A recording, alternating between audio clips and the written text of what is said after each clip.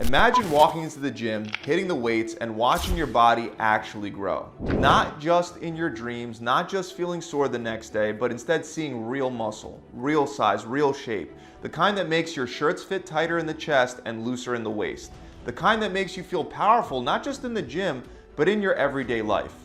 Building muscle isn't about chasing some aesthetic ideal. It's about turning your body into a living representation of strength, consistency, and transformation. And you don't need a complicated blueprint to make it happen. You just need to focus on 5 things. 5 real proven principles that separate guys who spin their wheels for years from the ones that walk in and achieve what most other men keep dreaming of in a seemingly very short amount of time.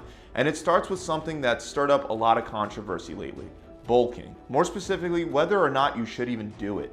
If you've been paying attention to fitness content over the last few years, you've probably heard this argument: you don't need to bulk anymore. Just recomp, build muscle, and lose fat at the same time. And on paper, that sounds like the perfect dream. Why gain fat only to cut it off later, right? Why not stay lean while building muscle? Well, here's the truth. Body recomposition is real, but it's also slow, limited, and highly dependent on your starting point. If you're new to lifting, coming back from a long break, or significantly overweight, yes, you can build muscle and lose fat simultaneously. Your body is so untrained that it responds well to almost any stimulus. Also, if you're carrying a lot of body fat, you have a lot of stored energy to spare that can be used to prevent muscle breakdown and assist with growth. But for intermediate and advanced lifters, trying to chase both goals at once almost always leads to subpar results. You end up spinning your wheels, barely gaining size, barely getting leaner, and wondering why you still look the same a year later. That's why a strategic bulking phase is still one of the fastest, most reliable ways to add real muscle. When you're in a calorie surplus, your body shifts into an anabolic environment. You recover faster, your gym performance improves, your strength increases, and most importantly, you build more lean tissue because your body isn't fighting to conserve energy. In fact, a study from the Journal of Applied Physiology found that participants in a calorie surplus gained significantly more lean mass compared to those eating at maintenance, even when protein intake and training were the same. And these weren't beginners, they were trained individuals. That's a key point. Once you've built a foundation of muscle, you need to give your body more resources if you want it to keep progressing. Now, yes, some fat gain is inevitable during a bulk, but this is where discipline and strategy come in. You're not trying to get fat and call it muscle. You're aiming for a lean bulk, meaning your average weight gain should land at around 1/4 to 1/2 pound gain per week over time, not necessarily every single week. So when you first start bulking, it's completely normal to gain a few pounds quickly due to increased carbohydrate intake and water retention, not fat. Each gram of stored glycogen holds about 3 grams of water, so early weight spikes don't mean you're gaining fat too fast, they're just part of the process. To hit that targeted rate of muscle growth, most people need to eat about 250 to 500 calories above their maintenance levels per day.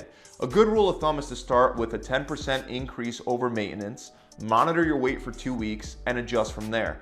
For example, if your maintenance is 2,500 calories, start at around 2,750 calories. If you're gaining fat too fast, scale back by 100 calories. If you're not gaining at all, bump it up by 100 calories. Just enough to drive growth without blowing up your waistline. Then when you cut later, you strip away the excess fat and reveal the new muscle underneath.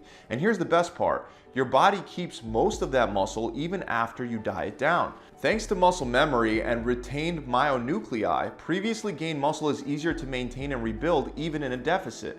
A study from Frontiers in Physiology confirms this, showing that once myonuclei are added to muscle fibers, they stick around even after long periods of detraining or caloric restriction. The bottom line is, if you want to radically change your physique, a bulk cut cycle is still the most efficient approach.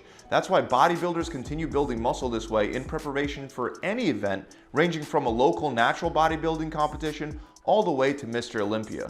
So if you're already lifting consistently and want to maximize size, shape, and strength, don't shy away from putting on some weight. Just do it smart with clean whole foods, strategic tracking, and balanced macros. But calories alone won't get you jacked. You have to apply pressure consistently, and that's where progressive overload comes in. This is the cornerstone of every great physique. If you lift the same weight for the same reps, for the same sets, week after week, you're not building anything, you're just maintaining. Muscle is a survival response to stress. It only grows when your body perceives a threat it can't handle. So if you want more size, you have to force your muscles to do more over time. That might mean adding weight to the bar. It might mean adding reps, sets, or reducing rest between sets. However, one of the easiest, surefire ways to ensure that you're progressively overloading, which is also by far my favorite way because it's so simple, is just upping the weight load you use over time. And here's the thing, progressive overload isn't always linear. Some weeks you'll feel off. Life, stress, and sleep all affect performance, but over time, your trajectory needs to trend upward. One strategy that often gets overlooked is using a periodization model that cycles through different rep ranges to build both strength and size over time. You can start with moderate reps, 6 to 10 for 3 weeks, trying to lift a heavier weight within that rep range each week, then transition to low reps, so only 3 to 5 reps for 3 weeks to focus on raw strength, and finally move into higher reps, 12 to 15 for 3 weeks to build muscular endurance.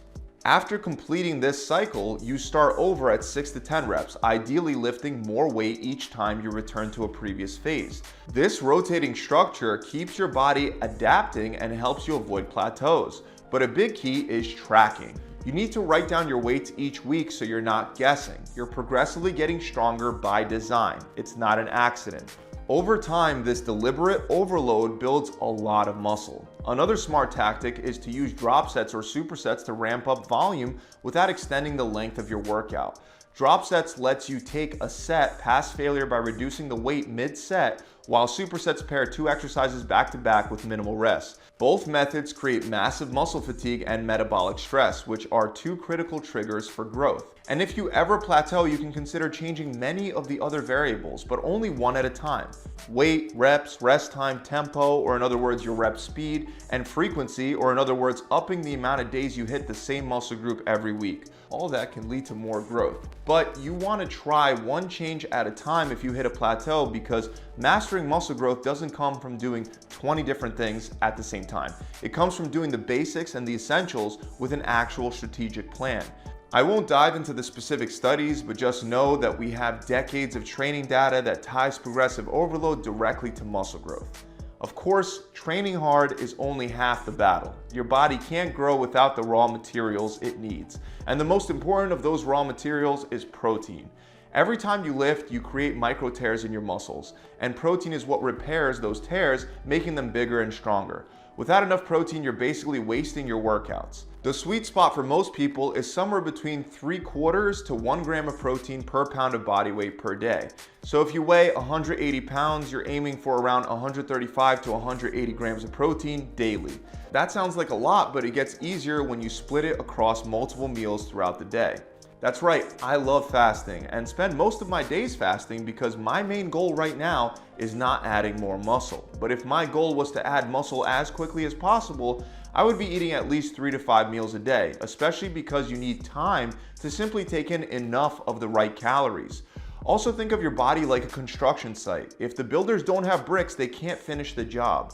Protein is the bricks. And it matters not just how much you eat, but how you space it out. Spiking protein synthesis multiple times per day, roughly every 3 to 4 hours, keeps your body in a more stable anabolic state. It also helps control appetite and cravings. This doesn't mean it's impossible to build muscle eating 1 meal a day, but it's definitely not optimal. And don't be afraid to include both lean and fatty sources. Chicken, turkey, egg whites, and fish are great, but so are steak, salmon, whole eggs, and even pork. Just balance your overall calories and you'll be fine. Research backs this up strongly. A meta-analysis in the American Journal of Clinical Nutrition concluded that increased dietary protein enhances lean muscle mass gained from resistance training. Another study in the Journal of Nutrition found that spreading protein intake evenly across 3 meals, each with at least 30 grams of protein, led to higher muscle protein synthesis compared to a skewed intake concentrated in one big meal at dinner. Also, research published in Nutrients showed that higher protein diets were linked with better body composition outcomes and improved satiety. Now, once your training and nutrition are dialed in, you can start looking at supplements, not as a replacement for hard work, but as a way to enhance what you're already doing right. And the #1 supplement for muscle growth is creatine. Creatine monohydrate has been studied more than any other performance supplement on the market, and the results are crystal clear. It helps you train harder, recover faster, and build more muscle.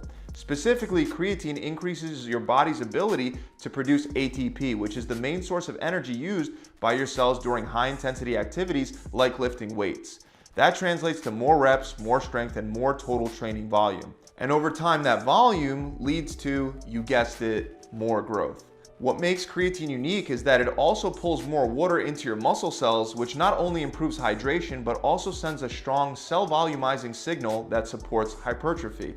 And there's emerging research showing creatine may even benefit cognition and neurological health. So you can take 5 grams a day for about 3 to 4 weeks to fully saturate your muscles. After that, you can switch to a maintenance dose of around 3 grams per day to keep your levels topped off. It doesn't matter what time you take it or what you take it with. Beyond creatine, whey protein can be a useful tool for hitting your daily protein target, especially post-workout. Omega-3 fatty acids from fish oil help reduce inflammation, and if you're deficient, supplementing vitamin D can support testosterone and immune function. You don't really need too much beyond that. You just need to cover your bases and stay focused on what actually moves the needle, and really the main lever is creatine. In terms of evidence, the International Society of Sports Nutrition has declared creatine monohydrate to be the most effective nutritional supplement currently available for increasing high-intensity exercise capacity and lean body mass. More recently, a 2021 review in Nutrients reaffirmed creatine's ability to improve muscle mass, strength, and performance, especially when combined with structured resistance training. Now let's move on to another fundamental, sleep. This is the most underrated part of the muscle building equation. People obsess over pre-workouts, macros, and lifting splits, but ignore the one thing that drives actual growth. You probably heard this before, but it's worth repeating. Muscle isn't built in the gym, it's built when you rest. And nothing restores your body like sleep. During deep sleep, your body releases the majority of its growth hormone. Your testosterone resets, your nervous system recovers, your muscles repair and grow. Miss out on that and everything else you're doing suffers. Poor sleep tanks your energy, kills your workout performance, increases cravings, and disrupts your hormone levels. And over time, it drastically reduces your ability to build or maintain muscle. Sleep deprivation also increases cortisol, a stress hormone that breaks down muscle tissue and promotes fat storage, the exact opposite of what you want. The goal should be 7 to 9 hours of high quality sleep every night. That means turning off screens an hour before bed, keeping your room dark and cool, and sticking to a consistent bedtime even on weekends. Limit caffeine after roughly 2 p.m., avoid alcohol close to bedtime, and if you struggle to wind down, try magnesium or a short meditation before bed. Several studies underscore how critical sleep is for muscle recovery and growth. A landmark study found that restricting sleep to just 5 hours per night for 1 week significantly reduced testosterone levels in healthy young men. But more recently, research published in Sports Medicine reviewed dozens of studies and concluded that inadequate sleep impairs muscle protein synthesis, increases inflammation, and negatively affects athletic performance and recovery. So if you're serious about growth, sleep isn't optional. It's one of the most important muscle building tools that you can unlock just by getting to bed at a reasonable time. So when you strip it all down, building muscle comes down to these 5 things. Eat in a surplus so your body has the resources to grow. Train with progressive overload to force adaptation. Eat enough protein to recover and rebuild. Use a few proven supplements to enhance performance, and prioritize sleep like your gains depend on it, because they do. These aren't secrets, they're not hacks, they're the foundations that every muscular guy you admire has mastered. You don't need perfect genetics, you don't need to train for 2 hours a day, you just need to get the basics right and do them consistently. That's how you go from average to muscular, from frustrated to confident, from stuck to amazed with your results. Just 5 things, done well, done consistently. That's the formula. So that about wraps it up. If you've enjoyed today's video, make sure you subscribe.